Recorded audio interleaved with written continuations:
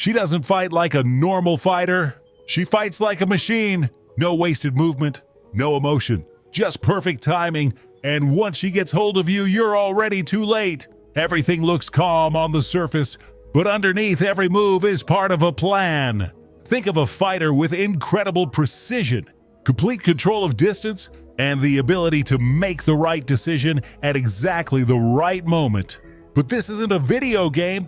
This is Seika Izawa, 18 professional fights, 18 victories, 0 losses, one of the most dominant female fighters in the world, yet many fans still don't know her name.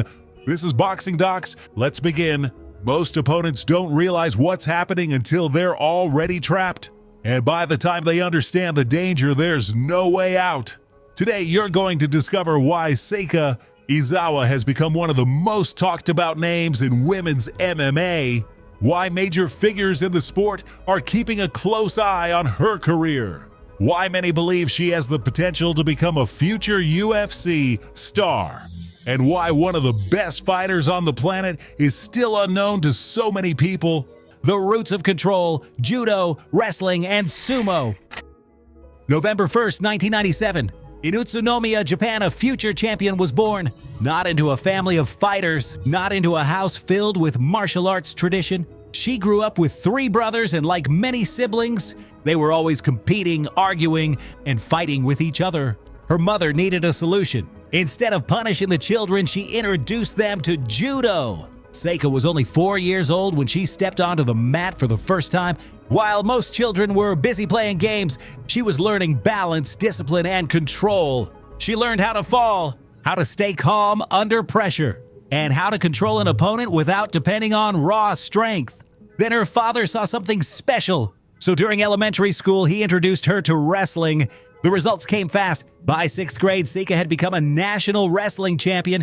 At the same time, she was also competing successfully in judo at the national level. But what made her different wasn't strength, it wasn't size, and it wasn't natural athletic ability alone. It was precision. She made fewer mistakes, she understood positions better, and she always seemed one step ahead.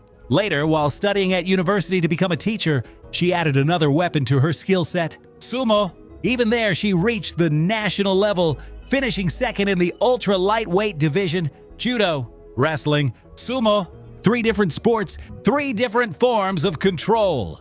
Most fighters spend their early years learning how to beat people. Seika Izawa spent hers learning how to control them. Izawa vs Hamasaki. December 31st, 2021, Saitama Super Arena, one of the biggest nights in Japanese MMA. Standing across from each other were 2 very different fighters. Ayaka Hamasaki, a proven champion, a respected veteran, one of the most dangerous women in the atom-weight division. And then there was Seika Izawa. Just 4 wins, no losses, and less than 2 years of MMA experience. On paper, the outcome looked obvious. Most fans believed Hamasaki would win, and honestly, it made sense. She had the experience, she had the reputation, she had already defeated some of the best fighters in the division. As the fight started, Hamasaki did exactly what everyone expected. She moved forward, applied pressure, and looked for opportunities to break her opponent. But Seika Izawa stayed calm. No panic, no frustration, no emotional reaction. She wasn't rushing. She wasn't forcing anything. She was watching, learning, waiting for the right moment. At first, it seemed like Hamasaki was controlling the fight, but Izawa was slowly putting the pieces together. Then came the turning point. In the second round, everything changed. After spending minutes studying her opponent, Izawa finally made her move. She closed the distance, secured the clinch, brought the fight to the ground, and immediately improved her position. Every movement looked smooth. Every transition looked planned. Before anyone realized what was happening, the champion was stuck underneath. The pressure increased, the strikes started landing, and the situation became worse with every second. Hamasaki tried to survive, but there was no way back. The referee stepped in. TKO. Second round. One of the biggest surprises in Japanese women's MMA. The favorite was defeated. The newcomer shocked the entire division. And from that moment on, people could no longer ignore the name Seika Izawa. But dominating aggressive fighters is one thing. What happens when the opponent refuses to rush? What happens when the person standing across from you is willing to wait? That challenge arrived in the form of Siwoo Park, a technical fighter, a disciplined fighter, someone comfortable taking a fight all the way to the final bell. But Seika Izawa doesn't work that way. She adapts. The moment she realizes her opponent isn't coming forward, she changes her approach. Now she's the one applying pressure. Now she's controlling the pace. Now she's deciding where the fight takes place. And that's what makes her so dangerous. By now it was clear she could handle aggressive fighters. She could handle patient fighters. She could adjust to different styles without losing control. But an even bigger test was waiting, because next Seika Izawa would face something completely different. Not just another opponent, a legend. Izawa vs Reina.